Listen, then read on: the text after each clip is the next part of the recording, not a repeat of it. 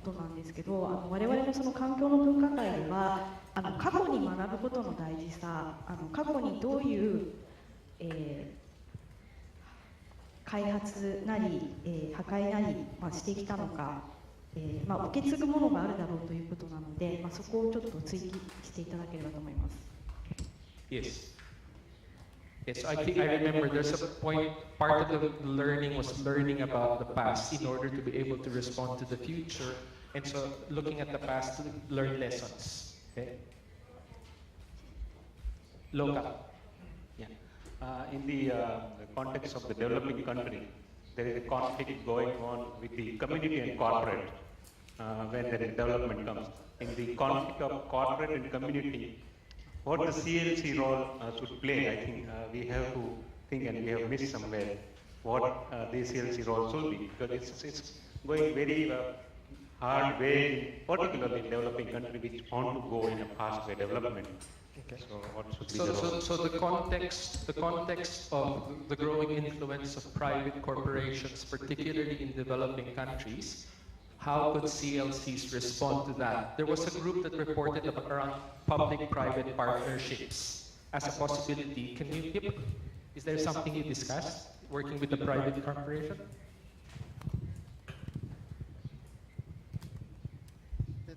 先ほどはちょっとご報告をですねできなかったことで、一つ、収入向上社会的企業ということでですね、日本からの報告2つのうち1つは自治公民館からの報告なんですね。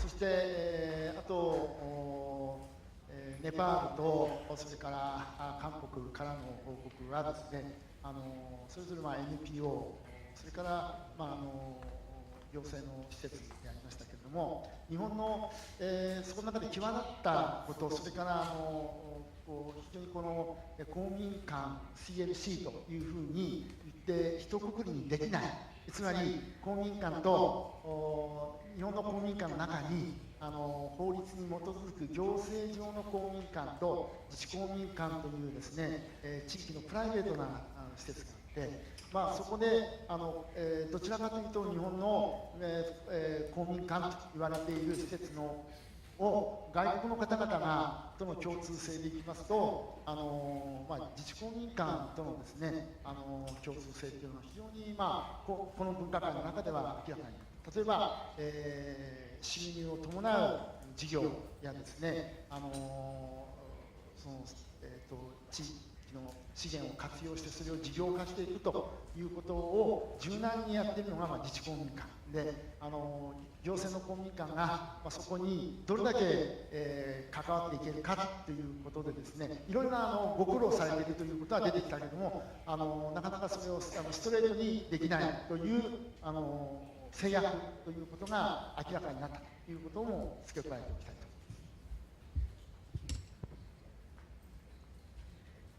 So that's very interesting in terms of you're saying. So in Japan, community learning centers are private. Okay, and in some countries as well, they're privately funded. Other countries, so most of them are private also. In Indonesia, in Nepal, sorry, it's privately. All no, some. Some.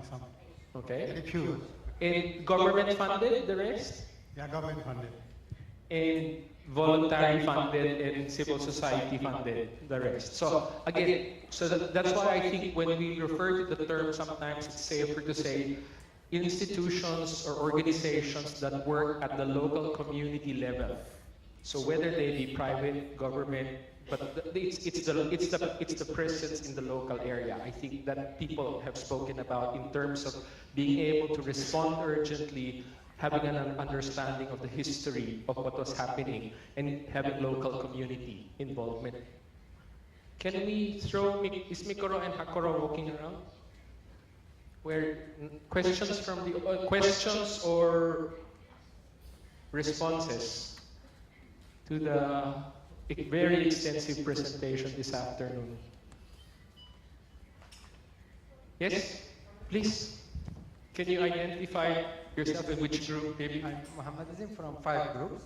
Okay. As I also explained in my group, I want to repeat and to emphasize on some issue. I think that CLCs and Kominkan should not just focus on the issues of their communities. Also, we should think about the issues of the other society, of neighbor societies, of neighbor communities,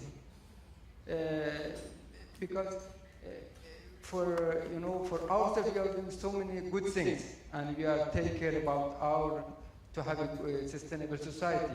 But in so many times, in so many, I think, the society, we are doing some negative intervention to other societies, to other communities. So we should, in our community, we should think about our behavior, our activity that is some negative intervention to other society, to them. So I think we should consider this also issue. Thank you.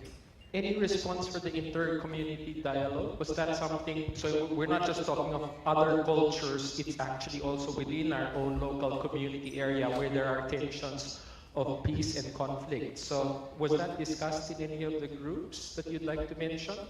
Yes? So you were in group 5? Sir? Yeah. Yes. Thank you for the comment from group 5, because in group 2, we also did a lot of discussion in terms of transforming the community of practice, which is sometimes a bit more fragmented, into more convergent and holistic integration of all our activities. Because we know that at present, each community learning center, each Kominkan is doing its own thing, but there seems to be no, at the moment at least, there's no point of convergence, and therefore we would like to more or less discuss this a little bit more, as expanded by my friend from the Philippines, Ramon Mapa. So not just multi-sectoral stakeholders, but also inter-community conversations, inter-community dialogue. Can you please pass to the group? Yep. Yes, in our breakout session, inter-community learning was one of the focus in the discussion as well. Particularly, of course, inter-community learning within one country or within one region, but also we talked about international partnership between communities. So not only connecting the local to the global, but connecting the local to the local. So we could probably build some partnership between CLCs in different communities. That's what was raised by our participants. So local to local community connection. Sir? And then, can we next? Yes. This is Dil Sesta from Nepal. I would like to share my idea. I raised in our group also. Actually, we are thinking about the ESD, how to promote ESD. But the delivery of ESD is called CLC or Kominkan. In our case, like in Nepal, we have very limited CLC, but we cannot cover all. And that's why the limited CLC and the CLC has no building, CLC has not so much effective, CLC itself is not sustainable. In that case, why don't we use the school system? The school can be a CLC. We have so many schools. This is actually part of education. School can be a CLC, school have to play a role, formal as well as non-formal, so that we can cover whole community very easily, very economically. Are there examples where CLCs use the facilities of schools? Are there examples? Okay, can you? So in some. My point is not using the school building facility. Why don't you use school? Responsibility to school. The whole system will work. Yes. Okay. No. In other words, where there are no CLCs, then you use the schools. I think is. Wait, one at a time. Can I get a response in terms of the context of, again, it's very particular maybe for Nepal? Sorry. Okay, I have been told to speak slowly. Thank you. We're good. Yeah, we're so used to each other. You're so used to me speaking very fast anyway, it's okay. Sorry, okay, I shall speak slowly. Okay.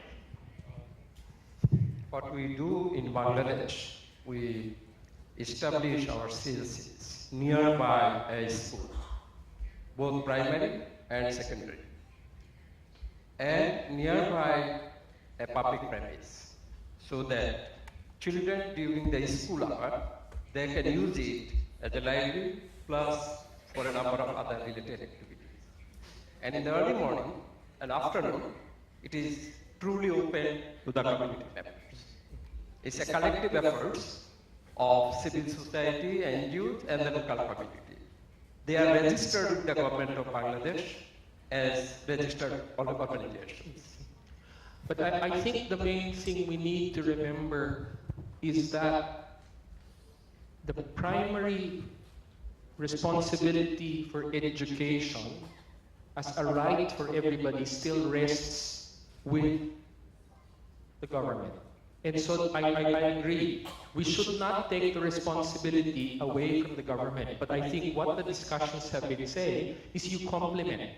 You complement what the formal school is doing. In areas where there might not be schools, you can provide those things. But I don't think there's been any suggestion that we take over the schools. Well, well, maybe that's a good idea. No, I don't think that was mentioned. But again, I agree, sir. I think we need to be reminded that education and the right to education is primarily the responsibility of the government, and therefore the formal school system is the default. But in areas where there is need beyond the formal system, this is where I think we can provide the support necessary.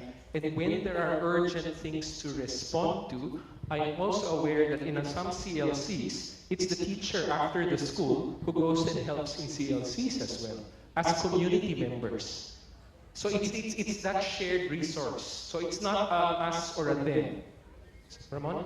Yes, well actually, based on that, if you look at the different experiences, we have lots of experiences. Actually, you have a movement here. But then the point is that, and then it's not a battle between a formal school. It's not a battle between a formal school and the CLCs, because they complement, as you have mentioned, and as exemplified with the different practices that we're doing, because the school is a part of the community. And basically the practices that we're doing, it really it demonstrates the values, the principles, and the goals of sustainable development. But I think the real challenge here, there's a gap. You have higher learning institutions, and how CLCs, how this rich community practice of education for sustainable development could engage and influence higher learning institutions, this is the most crucial. I mean, you're doing educating for sustainable development at the ground level. You're doing educating for sustainable development at the basic secondary education sector. But at the moment that they go out and go at the higher learning institution, the world becomes a different thing. And I think this is one, because higher learning institutions, this is where the decision makers and leaders most are being trained. And I think this is one. Wait, can I just have, some of us work in higher education institutions, and so do you know, can you say that it is not found, you don't have ESD in some of the... I can contribute to that. Okay. In Indonesia, we do train the university student to do community-based services on ESD theme, on income generation, on poverty alleviation, on the protected environment, all kind of the ESD component. All senior students have to go through at least 1 month for community, this kind of community services. Okay. Okay. Thank you. But I would like to add one more. Okay. I wonder if we were to propose to the UN system, if we talk about next decade of education for sustainable development, will it be again UNESCO only concern, or it become all UN agencies concern? And how can we make a very clear message to the UN system? So is that a commitment that we will put? We will ask who will take charge of education. We commit to ask the institutions to work collaboratively also. Okay? Can we hear from the other regions? Willie?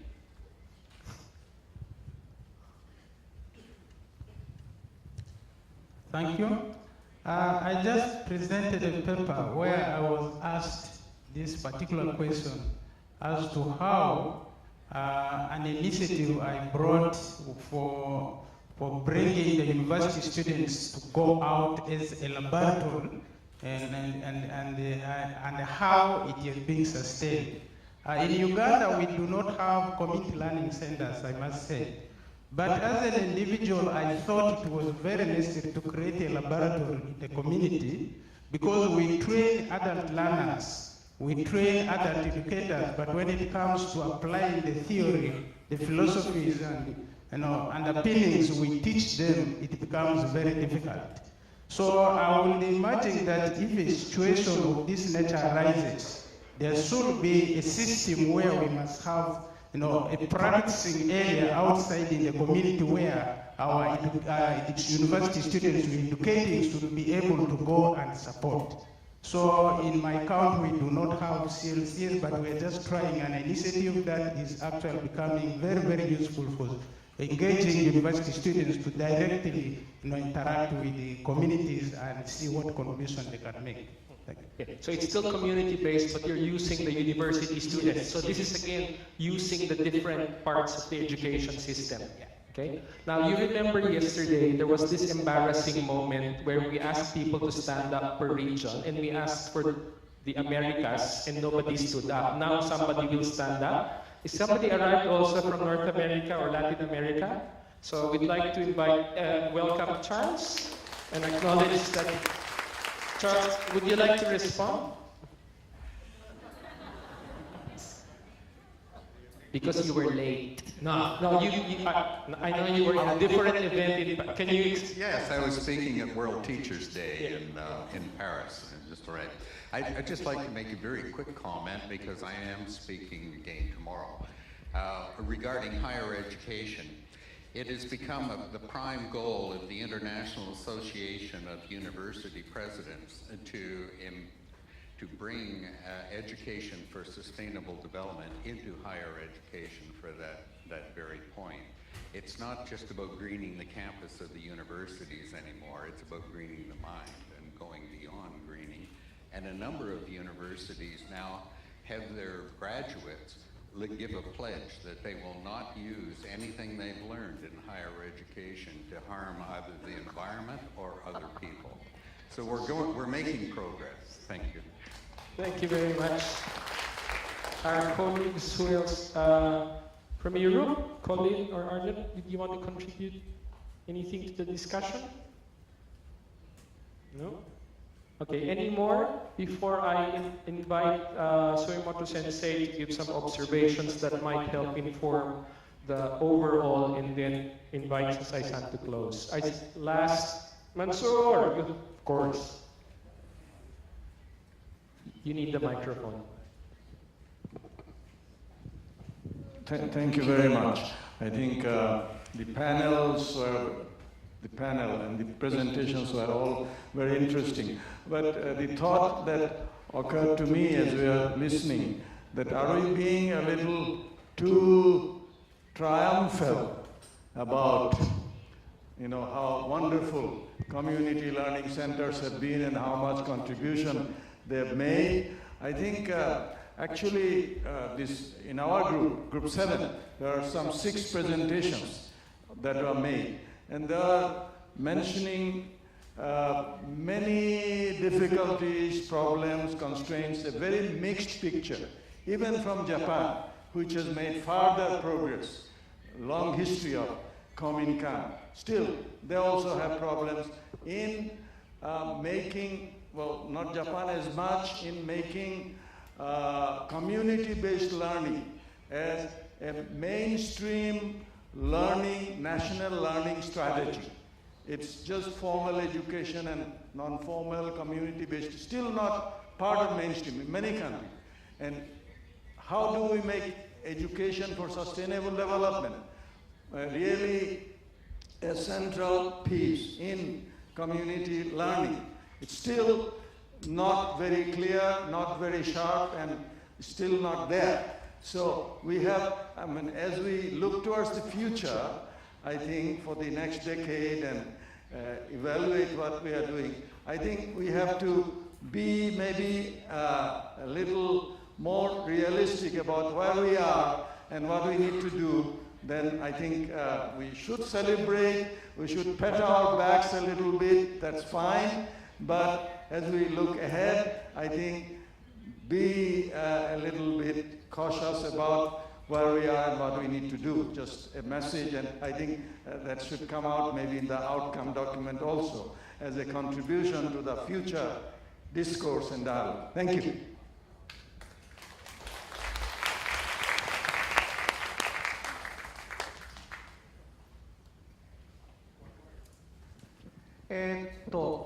日本語でやります。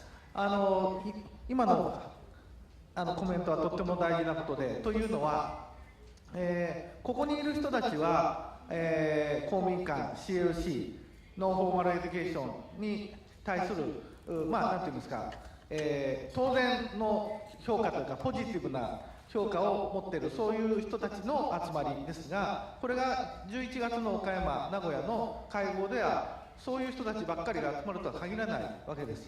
つまりエデュケーション ESD のエデュケーションを誰が担うのかということに対して、もちろんフォーマル教育も当然これからも担っていくし、そこが非常に重要な部分であるんだけれども、それだけではなくて、そこにそのパートナーとして欠かせない役割として我々、公民館 CLC をはじめとするノンフォーマルのセクションもあるんだということを11月の会議に参加する人たちのコンセンサスにしなければならない。それを我々は目指していく。そのメッセージがきちんと成果文書の中に反映されるべきだと考えます。ありがとうございました。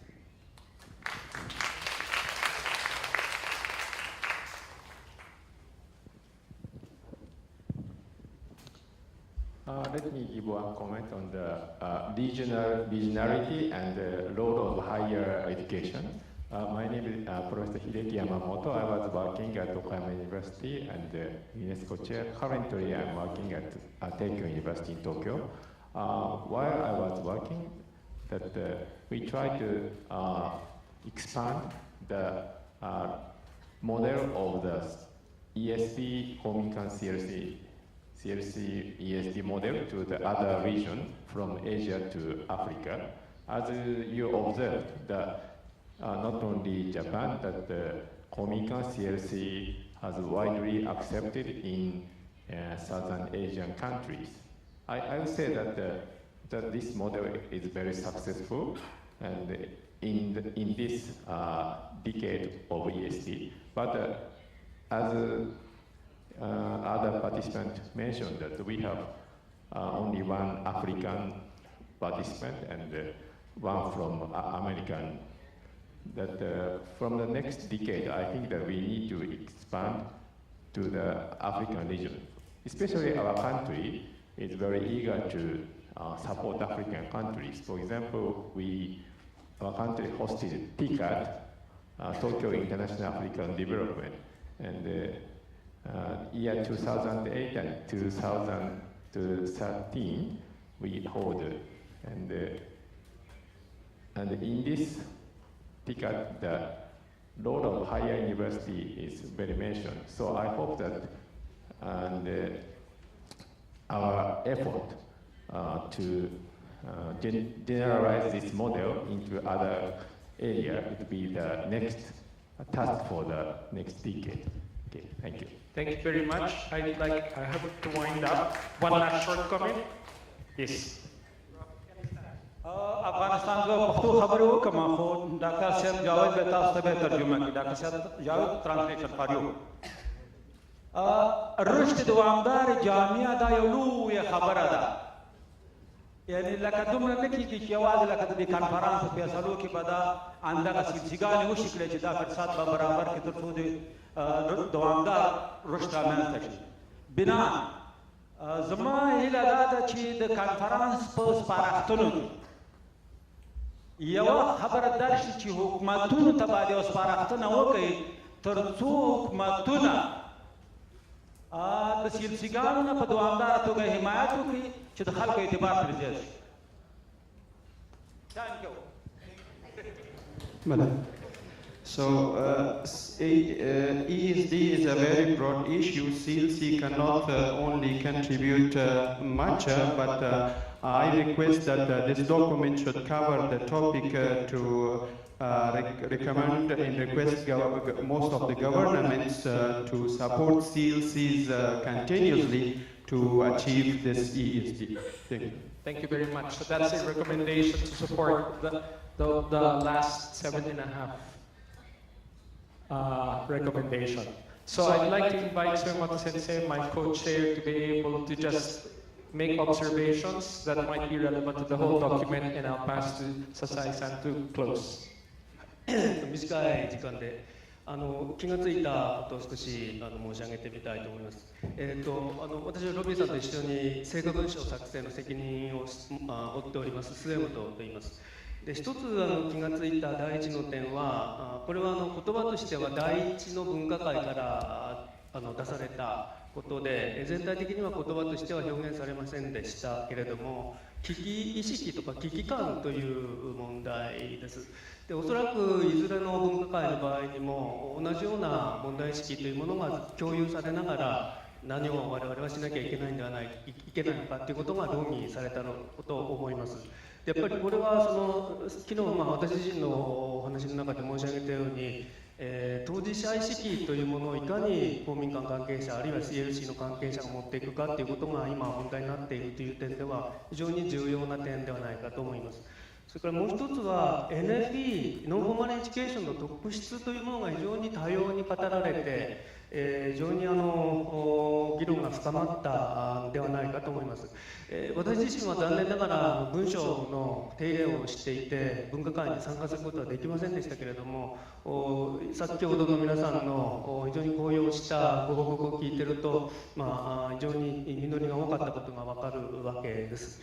で特にこの NFE の特質として、基本は人が育つ可能性というものに、を基本にしながら、そこにこの知の多様性といいますか、学校の知だけではない、あるいは先ほどの言葉で言えば過去の経験に学ぶということを含めた非常にこの多様な知の在り方というものが可能なんだという議論が行われたということがよくわかります。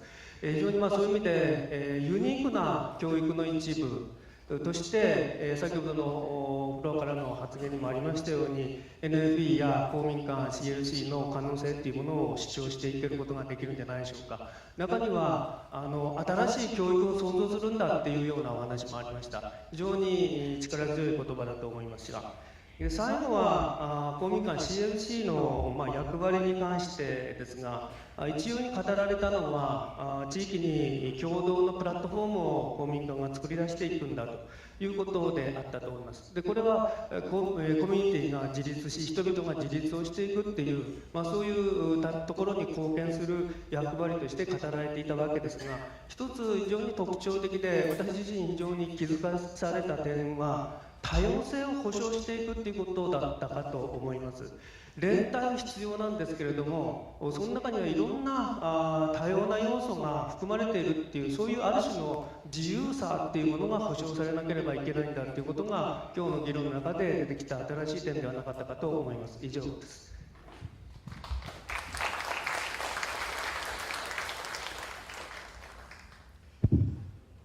どうも皆さん朝早くからこの遅い時間までずっと真剣な議論にお付き合いいただきましてありがとうございました。今日のこの私の言葉ではこれまでの今日のです、ね、セッションは一応終わりということで、これからこれまでの議論を踏まえて、最終文書を作成あるいは調整をして、明日皆さん方にお示しをすると、こういうような手順になっております。で皆さんもお気づきのようにその ESD っていうのは非常に広い概念だし抽象的な要素もたくさん持っています。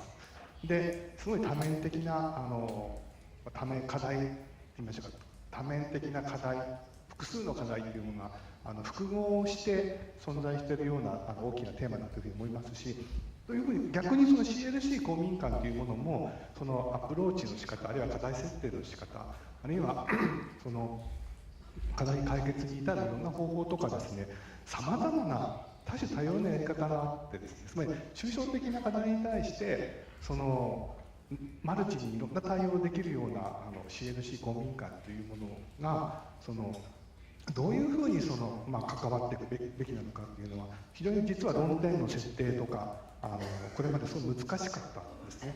分科会を7つ分野別にですね、その論点のそのコンテンツに即して7つの分科会に論点を作ってですね、分かれていただいて議論していただいて、で、ロビーからはですね、これまでやってきた成果と課題をやっぱりきちんと把握して、で今後のビジョニングをするというような、未来に向けて何をするかということの、そういう時間軸に沿った論点整理をしていただいたし、それでもまだいろいろその議論が錯綜してですね、なかなかその、噛み合わなかったというところは正直あるのかと思いますけども、今日のこの議論をやっぱり総合して、そのエッセンスをですね、ぜひその明日の最終文書に盛り込んでいただいてですね、でこれからはですね、その ESD に向けてのさらなる充実に向けての CLC のその活動のなんていうか、その再確認といいましょうか、出発点といいましょうか、そこを手がかりにして CLC 公民館の活動をさらに拡充していければというふうに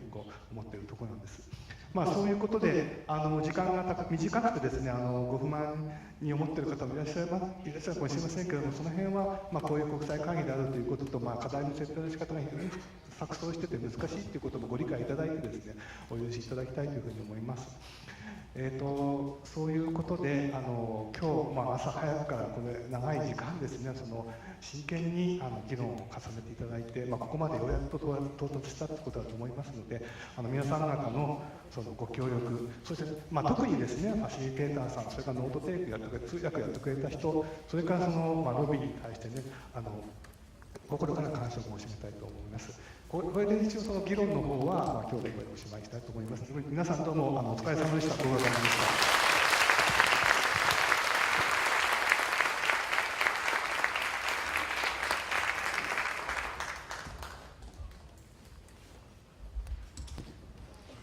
ゲバラさん、笹井さん、ありがとうございました。素晴らしいファシリテーションで議論を上手に引き出してくださいました。お二人とご報告いただいた方々に今一度大きな拍手でお迎えください。ありがとうございました。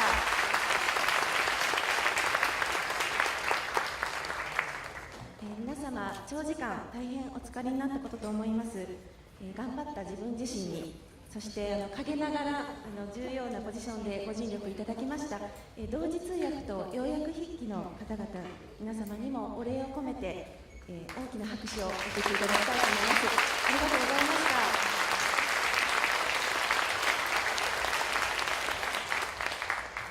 今日のメインプログラムはこれで終了しました。明日はこの会場で朝9時から成果文書案検討ワークショップが始まります。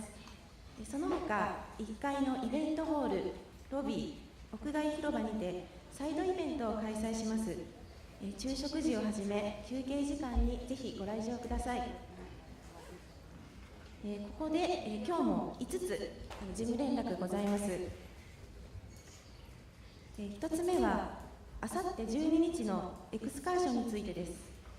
エクスカーションを申し込んだ方はパスカードの中にチケットが入っていると思います。今ご確認してください。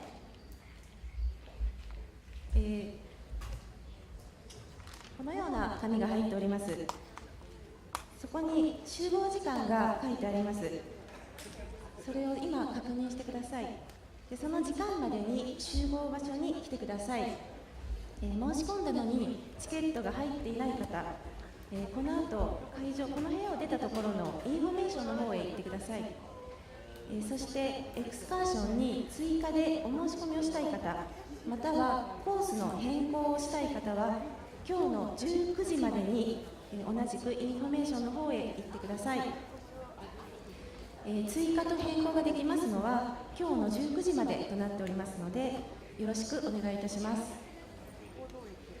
続きまして2点目です。皆さんに配りたいというものを持っている方は、会場の外にあります302号室、会議室の方へお持ちください。こちらは明日の朝までで間に合いますので、よろしくお願いします。続いて3点目です。3点目はこれからの予定でございます。成果文書作成ミーティングを19時30分から2階のレセプションホールで行いますので、委員の方はお集まりください。またご意見のある方もどうぞご参加ください。次に岡山市の公民館職員が主催するこの指止まれというワークショップを18時30分から4階の402、403、404号室で行います。3つのテーマに分かれて語り合う場を設けております。これまでの会議の中では知り合えなかった人たちと交流できる良い機会と思いますので、ぜひご参加ください。今のどちらにも参加されない方は、ぜひ岡山の夜をお楽しみください。この部屋を出たところにインフォメーションブースがございます。どうぞご利用ください。4点目は今日でお帰りになる方へのご連絡でございます。この2日間の発表データと明日作成する成果文書は2週間以内に公式ホームページで公開しますので、ぜひご覧になってください。続けて最後5点目です。出口で必ずレシーバーの方を返却してください。ご協力お願いします。それでは皆様、大変お疲れ様でした。これにて終了いたします。ご参加いただきありがとうございました。